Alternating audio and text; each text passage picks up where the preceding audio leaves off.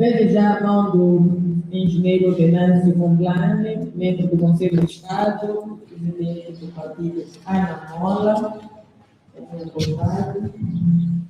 e peço que passem a folha para quem quiser contribuir, sugerir, propor acréscimos ao documento ou até apresentar questões que eventualmente não foram consideradas, para que se inscrevam para o processo. Muito obrigada. Então, bom dia a todos. Bom dia, doutora Ivone, que está a presidir este segundo ciclo de audições. A primeira questão que eu queria colocar, antes de entrarmos na matéria, são questões metodológicas. Eu olho para este cenário aqui, porque estou muito feliz, porque este é o bairro que me viu nascer. Esta é a escola onde eu comecei uma coisa que eu tenho grande paixão, que é docência. Portanto, a minha primeira vez na vida, dar aulas nesta escola. Então, estou muito feliz de estar aqui, estou em casa, estou entre os meus pais, minhas irmãs, meus irmãos. Mas a primeira coisa que eu reparo é que este documento que foi lido aqui, que é relativo ao apoio às audições, praticamente dos que estão aqui presentes, mais ou menos as contas feitas, assim de forma muito grosseira, devemos ter aqui 300 pessoas nesta sala. Das 300 pessoas, provavelmente, só 10 pessoas é que têm conhecimento do documento. Então, significa que 90% das pessoas que estão aqui, primeiro, não conhecem, não sabem da existência deste documento. 2, nem sequer tiveram o documento, mesmo por um improviso, para acompanhar a leitura. Portanto, isso do ponto de vista psicológico, penso que a doutora sabe muito bem, sei que estudou comunicação, a concentração humana, ela varia de 12 em 12 segundos. Então, de 12 segundos, a pessoa se desconcentra, depois tem que se concentrar de novo. Agora, imagina uma leitura de um documento durante 1 hora, que você não tem nem sequer uma folha para se orientar. Significa que as pessoas estão aqui, pura e simplesmente, a fazer papel físico, presença só. 2, estamos aqui a falar de cenários políticos, cenário, digamos, o cenário profundo, de transformação profunda, reforma profunda, cenário moderado e a tal continuidade. A primeira questão que eu coloco aqui é: qual foi a base para se fazerem estas 3 categorias? Qual foi a amostragem das pessoas que foram ouvidas e qual foi a percentagem das que disseram que querem profundas, das que disseram que querem moderadas e das que disseram que querem continuidade? Porque se não houver uma clareza em relação à amostragem, este exercício vai se converter num exercício de manipulação psicológica e social. Vou dar um exemplo muito simples. Ana Mola foi o primeiro partido que fez uma escutação paralela em outubro do ano passado. E nós apresentamos números quando submetemos a nossa proposta, que o Diniz depois vai falar aqui, da nossa proposta de quase 500 páginas, o Diniz vai falar sobre isto. Quando nós apresentamos esta proposta, nós indicamos a metodologia que usamos para buscar as informações. E a metodologia que nós usamos foi uma metodologia de recolha de informações virtuais. E nós tivemos 68.850 pessoas que responderam a todos os nossos inquéritos. E nós pegamos as 68.000 pessoas, dividimos em categoria de respostas. Das pessoas que queriam um regime semipresidencialista, os outros que queriam um regime ainda presidencialista, os outros queriam um regime parlamentar. E nós dissemos, das 68.000, 10% pediu isto, 20% pediu aquilo. Agora, a minha pergunta é: profundo, moderado e continuidade. Qual é a amostragem das pessoas que foram consultadas? A nível virtual? A nível presencial? Como é que foi feita essa amostragem? Quem são essas pessoas? Porque se isso não for apresentado, isto é um exercício de manipulação. E na técnica de informação há uma coisa que chama-se de framing. Framing é manipular as pessoas não para aquilo que as pessoas querem pensar, mas para aquilo que nós queremos que elas pensem. Então, as pessoas têm ideias concretas de que querem reformas. E nós arranjamos categorias que conduzimos as pessoas a pensar de acordo com as categorias que nós impusemos. Então, isso não é diálogo, isso não é escutação. Isso é manipulação psicológica. Isto também tem uma linguagem que chama-se de agenda settings. Quer dizer, é uma agenda imposta. E as pessoas depois têm que escolher de acordo com uma preconceição já pré-definida. Este é um de alguns aspectos metodológicos que eu queria fazer. E nós também queríamos dizer que nós submetemos várias cartas já ao COT, que não tivemos respostas até agora. Mesmo o desvio da agenda, nós temos uma carta, trazemos aqui todas, não foi respondido. A questão dos prazos, a falha nos prazos, nós submetemos uma carta à COT também a indicar que os prazos estavam a falhar. O primeiro ciclo já devia ter terminado no ano passado, mas nós já estamos em junho, quando estamos a introduzir o segundo ciclo. Portanto, estas cartas todas foram enviadas à COT e até hoje, que estou aqui a falar, a COT não respondeu a nenhuma delas.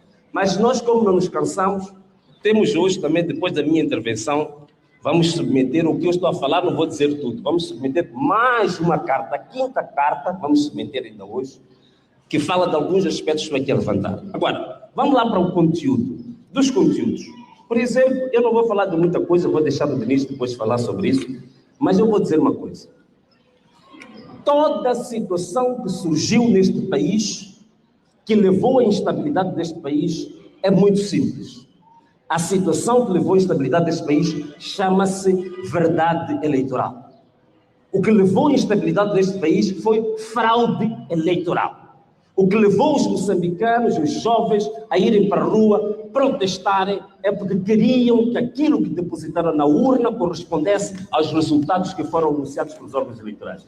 Essa é que é o cerne, é a coluna vertebral de todo este diálogo. Tanto mais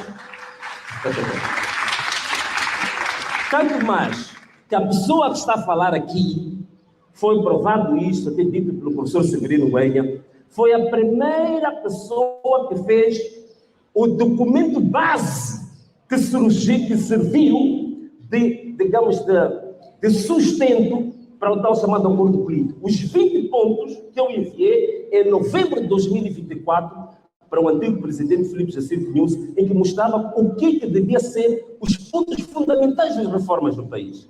E o que acontece é que hoje estamos a desviar o foco daquilo que é o essencial que levou à instabilidade neste país. Por isso eu não vou me perder com muita coisa, eu vou entrar logo nas questões eleitorais.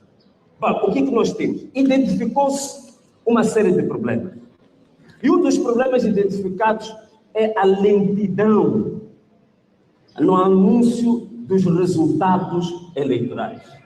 Eu diria, não só a lentidão, mas também a manipulação e o adultério, se me permitirem o termo, da verdade eleitoral depositada na urna. E depois, nós entramos aqui nas soluções e eu acho extremamente engraçado. Entre as soluções, se diz que houve moçambicanos que apresentam propostas moderadas para haver integridade, para haver transparência eleitoral. Então, temos aqui escrito de que introdução de reformas graduais para melhorar a transparência, eficácia e credibilidade do sistema eleitoral. Quer dizer, nós temos moçambicanos que não estão bons da cabeça, estamos a dizer que o universo de dementes em Moçambique aumentou tanto que esses mesmos dementes estiveram nas audições da COT e que disseram que não estão interessados em ter efetivamente uma transparência eleitoral. Que a transparência eleitoral pode ser feita devagarinho, devagar, não tão já. Por outras palavras, estamos a dizer que há moçambicanos que vieram para uma audição destas e disseram que não podemos combater rapidamente a fraude. A fraude tem que ser combatida pouco a pouco, devagarinho, aos poucos. Quer dizer, e Chainili não vamos moçambicanos, mas olha.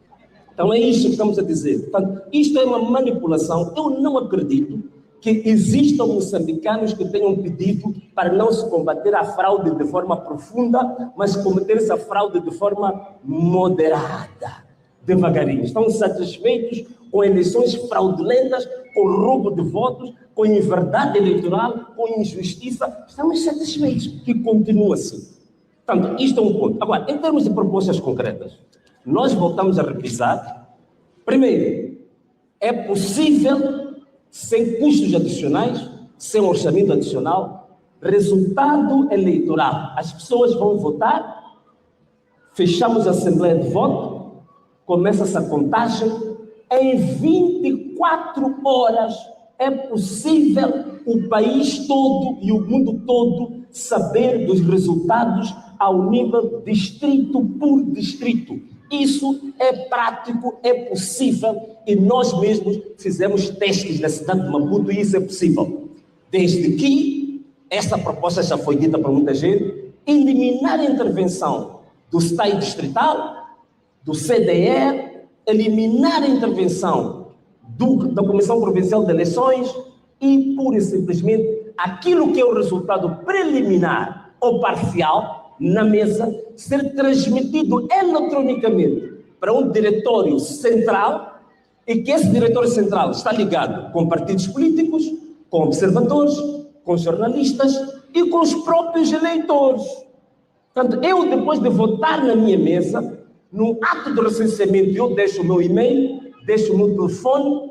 Quando sair o edital da mesa onde eu votei, faço o scan e eu, como eleitor, mesmo estando em casa, eu recebo o resultado do scan da mesa onde eu votei em menos de 24 horas. Isso é possível e querer fugir disto. Começamos a falar de poligamia, queremos a falar de IVA, queremos a falar de criminalização, é desviar o foco daquilo que é essencial. Se nós pudermos, em 24 horas, fazer o resultado ser conhecido por todos os moçambicanos, nós eliminamos todos os focos de conflito que vêm desde 1994 até hoje. Portanto, esta que é a proposta fundamental que eu queria deixar em poucas palavras, bastante breves, aqui para os moçambicanos e para esta sessão, sendo que as partes técnicas mais detalhadas vou deixar aqui o Denis Tivani, que vai entrar em detalhes, mas politicamente queríamos deixar aqui saliente a todos os moçambicanos. Estas coisas de moderado, de profundo, de continuidade, é uma manipulação psicológica, não tem absolutamente nenhuma evidência de que foram feitas consultas, porque nem sequer existe uma amostragem. Até o Decide, que começou há uma semana, a plataforma Decide também implementou consultas virtuais. Em uma semana, o Decide já teve 5.000 pessoas que responderam as suas perguntas.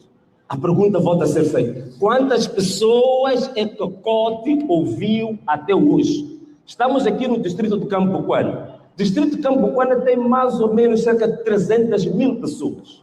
Quantas pessoas vão ser consultadas no distrito de Cambutano? Aqui só temos cerca de 200 pessoas. Então, que façam essas contas e mostrem ao público para nós sabermos se estão mesmo a consultar ou estão a manipular as pessoas. Muito obrigado. Muito obrigado.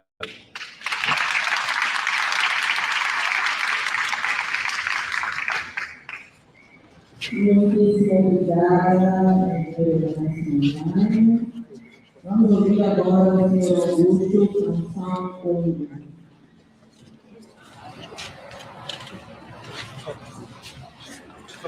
Sanção.